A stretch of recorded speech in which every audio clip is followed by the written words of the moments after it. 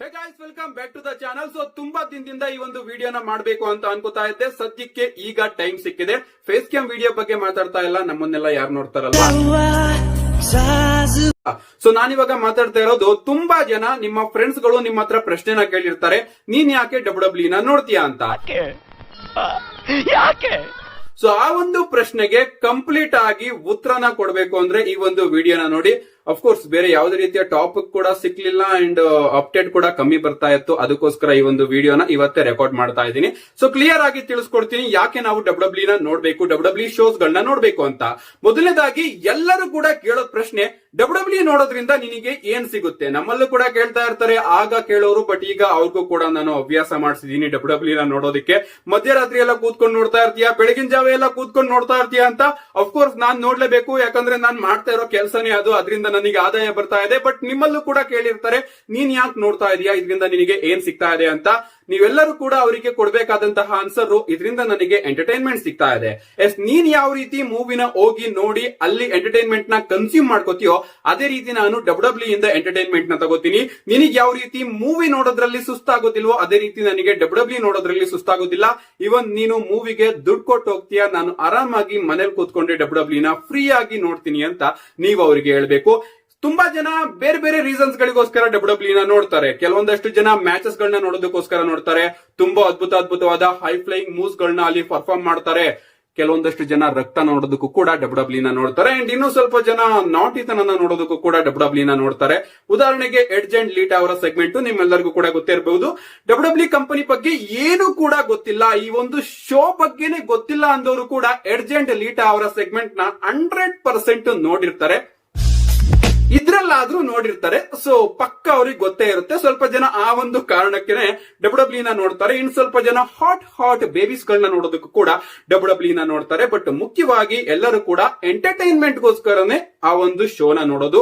ಈಗ ನೀವು ಕೂಡ ನನ್ನನ್ನ ನೋಡ್ತಾ ಇದ್ದೀರಾ ಅಂದ್ರೆ ನಿಮಗೆ ನನ್ನಿಂದ ಎಂಟರ್ಟೈನ್ಮೆಂಟ್ ಸಿಗ್ತಾ ಇದೆ ಅಂಡ್ ಅದಕ್ಕೋಸ್ಕರ ನೀವು ನೋಡ್ತಾ ಇದ್ದೀರಾ. ನೀವು ಏನನ್ನೇ ನೋಡಿದ್ರು ಕೂಡ ಎಂಟರ್ಟೈನ್ಮೆಂಟ್ ಗೋಸ್ಕರನೇ ನೀವು ನೋಡೋದು. ಅದನ್ ಬಿಟ್ರೆ ಬೇರೆ ಯಾವ ವಿಚಾರಕ್ಕೂ ಕೂಡ ನೀವೊಂದು ಇಂಟ್ರೆಸ್ಟಿಂಗ್ ಆಗಿ ವಿಚಾರನ ನೋಡೋದಿಕ್ಕೇನೆ ಹೋಗೋದಿಲ್ಲ. ಇನ್ ಸ್ವಲ್ಪ ಜನ ನನ್ನ ಯೂಟ್ಯೂಬ್ ಚಾನಲ್ ಅಲ್ಲಿ ಕಮೆಂಟ್ ಮಾಡ್ತಾ ಇರ್ತಾರೆ, ಡಬ್ಲ್ಯೂ ಕಂಪನಿನ ಯಾಕೆ ನೋಡ್ತೀಯಾ, ಡಬ್ಲ್ಯೂ ಶೋಗಳನ್ನ ಯಾಕೆ ನೋಡ್ತೀಯಾ, ಅದೆಲ್ಲದೂ ಕೂಡ ಫೇಕ್ ಇರುತ್ತೆ. ಕುಸ್ತಿ ನೋಡು, ಇದು ಕರ್ನಾಟಕದ ಆಟ, ಕುಸ್ತಿನ ನೋಡಿ ಕುಸ್ತಿನ ಬೆಳೆಸೋದ್ ಕಲಿ ಮಾರಯ್ಯ ಅಂತ ನನಗೆ ಕ್ಯಾಕ್ರೂಸಿ ಉಗಿತಾ ಇರ್ತಾರೆ. ಅವ್ರಿಗೆ ಹೇಳೋದು ಅಷ್ಟೇ. ಈಗ ನಾನು ಕುಸ್ತಿ ಬಗ್ಗೆ ಮಾತಾಡ್ತಾ ಇಲ್ಲ, ಯಾಕಂದ್ರೆ ಅದು ನಮ್ಮ ಆಸ್ತಿ, ಅದಕ್ಕೆ ನನ್ನ ಸಂಪೂರ್ಣ ರೆಸ್ಪೆಕ್ಟ್ ಇದೆ. ಅದ್ರ ಬಗ್ಗೆ ನಾನು ಮಾತಾಡ್ತಾ ಇಲ್ಲ. ಬಟ್ ಆ ವ್ಯಕ್ತಿ ಕಮೆಂಟ್ ಮಾಡಿದ್ದು ಯಾವ ರೀತಿ ಇತ್ತು ಗೊತ್ತಾ, ನೀನ್ ಯಾಕೆ ಡಬ್ಲ್ಯೂಗೆ ಸಪೋರ್ಟ್ ಮಾಡ್ತಾ ಇದೀಯಾ, ನಿನ್ನಂತವ್ರು ಇರೋದ್ರಿಂದಾನೇ ಅವ್ರು ಬೆಳೀತಾ ಇರೋದು, ಅದು ಫೇಕು, ಅದು ನೋಡ್ಬೇಡ, ನೀನ್ ಬಂದು ಕುಸ್ತಿಗ್ ಸಪೋರ್ಟ್ ಮಾಡು, ಆಗ ಕುಸ್ತಿನೂ ಕೂಡ ಎಲ್ಲೋ ಹೋಗುತ್ತೆ ಅನ್ನೋ ರೇಂಜ್ಗೆ ಅವರು ಮಾತಾಡ್ತಾ ಇದ್ರು. ಅದೆಲ್ಲೋ ಇದೆ, ಅದನ್ನ ಇನ್ನೂ ಕೂಡ ಮೇಲ್ ತರಿಸೋದಕ್ಕೆ ನಾನ್ ಸಪೋರ್ಟ್ ಮಾಡ್ಬೇಕಂತ ಏನಿಲ್ಲ, ಅದು ಮೇಲ್ಗಡೆ ಹೋಗ್ತಾನೆ ಇದೆ. ಅದ್ರ ಬಗ್ಗೆ ನಾನು ಮಾತಾಡ್ತಾ ಇಲ್ಲ. ಅಂಡ್ ಈಗ ನಾನು ಅವ್ರಿಗೆ ಕೇಳೋ ಪ್ರಶ್ನೆ ಒಂದೇ, ನೀವು ಬರೀ ಕನ್ನಡ ಮೂವೀಸ್ ಗಳನ್ನ ಮಾತ್ರ ನೋಡ್ತೀರಾ, ಬೇರೆ ಮೂವೀಸ್ ಗಳನ್ನೇ ನೋಡೋದಿಲ್ವಾ? ಅಂಡ್ ಇವ್ರು ಹೇಳಿದಕ್ಕೆ ನನಗೆ ಸಡನ್ ಆಗಿ ಫ್ಲಾಶ್ ಆಗಿದ್ದೇನಪ್ಪ ಅಂದ್ರೆ, ನಾವ್ ಯಾವ್ದಾದ್ರು ಒಂದು ಹಾಲಿವುಡ್ ಮೂವಿನ ನೋಡ್ತಾ ಇದೀವಿ. ಉದಾಹರಣೆಗೆ ಮಾರ್ವೆಲ್ಸ್ ಯಾವ್ದಾದ್ರು ಆಗಿರ್ಬೋದು, ಅವತಾರ್ ಆಗಿರ್ಬೋದು, ಯಾವ್ದಾದ್ರು ಒಂದು ಮೂವಿನ ನೋಡ್ತಾ ಇರ್ತೀವಿ. ಈ ವ್ಯಕ್ತಿ ಬಂದ್ಬಿಟ್ಟು, ಅವತಾರ್ ಯಾಕೆ ನೋಡ್ತಾ ಇದೀಯಾ, ನೀನ್ ಯಾಕೆ ಅವತಾರಿಗೆ ಸಪೋರ್ಟ್ ಮಾಡ್ತಾ ಇದೀಯಾ, ಬಾ ಇಲ್ಲಿ ಪೊರ್ಕಿ ಹುಚ್ಚ ವೆಂಕಟ್ ಮೂವಿ ನೋಡು ಅಂತ ತೋರಿಸ್ಬಿಡ್ತಾರೆ. ಸೊ ಆ ರೀತಿ ಆಗೋಯ್ತಿದ್ದು. ನನಗೆ ತಲೆನೇ ಕೆಟ್ಟೋಯ್ತು, ಏನ್ ಗುರು ಈ ರೀತಿ ಯೋಚನೆ ಮಾಡೋರು ಇರ್ತಾರ ಅಂತ.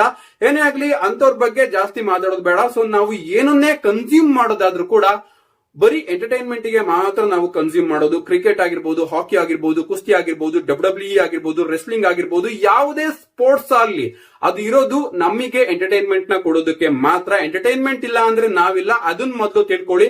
ಅಂಡ್ ನನಗೆ ಎಂಟರ್ಟೈನ್ಮೆಂಟ್ ಸಿಗೋದು ಡಬ್ಲ್ಯೂ ಇಂದ, ಅದಕ್ಕೋಸ್ಕರ ನಾನು ಅದನ್ನ ಕನ್ಸ್ಯೂಮ್ ಮಾಡ್ತೀನಿ. ಸೊ ಡಬ್ಲ್ಯೂ ನ ಯಾಕೆ ನೋಡ್ತೀನಿ ಅಂದ್ರೆ ಈ ಒಂದು ವಿಚಾರಕ್ಕೆ. ಇನ್ನು ಸ್ವಲ್ಪ ಜನ ಹೇಳ್ತಾರೆ ಡಬ್ಲ್ಯೂ ಫೇಕ್ ಅಂತ. ಡಬ್ಲ್ಯೂ ಫೇಕ್ ಅಂತ ಹೇಳೋರ್ಗೆಲ್ಲ ನಾನು ಹೇಳ್ತೀನಿ, ಡಬ್ಲ್ಯೂ ಫೇಕ್ ಅಲ್ಲ ಕಣ್ರಪ್ಪ, ಅದು ಸ್ಕ್ರಿಪ್ಟೆಡ್. ಎಸ್, ನೀವು ಯಾವ ರೀತಿ ಮೂವಿನ ಅದು ಫೇಕ್ ಆಗಿದ್ರು ಕೂಡ ನೋಡಿ ಎಂಟರ್ಟೈನ್ಮೆಂಟ್ ತಗೋತಿರೋ, ಅದೇ ರೀತಿ ನಾವು ಕೂಡ ಡಬ್ಲ್ಯೂ ಇಂದ ಎಂಟರ್ಟೈನ್ಮೆಂಟ್ ನ ತಗೋತೀವಿ. ಯಾವ ರೀತಿ ಮೂವಿ ಸ್ಕ್ರಿಪ್ಟೆಡ್ ಆಗಿರುತ್ತೋ ಅದೇ ರೀತಿ ಡಬ್ಲ್ಯೂ ಕೂಡ ಸ್ಕ್ರಿಪ್ಟೆಡ್ ಆಗಿರುತ್ತೆ. ಯಾವ ರೀತಿ ಮೂವಿಯಲ್ಲಿ ಸ್ಕ್ರಿಪ್ಟ್ ನ ಬರೀತಾರೋ ಅದೇ ರೀತಿ ಡಬ್ಲ್ಯೂ ಅಲ್ಲೂ ಕೂಡ ಸ್ಕ್ರಿಪ್ಟ್ ನ ಬರೀತಾರೆ. ಈ ಒಂದು ಮೂವಿ ಶೂಟಿಂಗ್ ಆಗೋದಕ್ಕೆ ಒಂದು 6 ತಿಂಗಳಿಂದ 1 ವರ್ಷದ ತನಕ ಟೈಮ್ ಬೇಕು. ಆ ಒಂದು ಗ್ಯಾಪ್ ಅಲ್ಲೇ ಒಂದು ಮೂವಿ ಶೂಟಿಂಗ್ ಆಗಿ ರಿಲೀಸ್ ಆಗುತ್ತೆ. ನಾವು ಕೂಡ ಥಿಯೇಟರ್ ಅಲ್ಲಿ ಹೋಗಿ 3 ಗಂಟೆ ಮೂವಿನ ಎಂಜಾಯ್ ಮಾಡ್ತೀವಿ.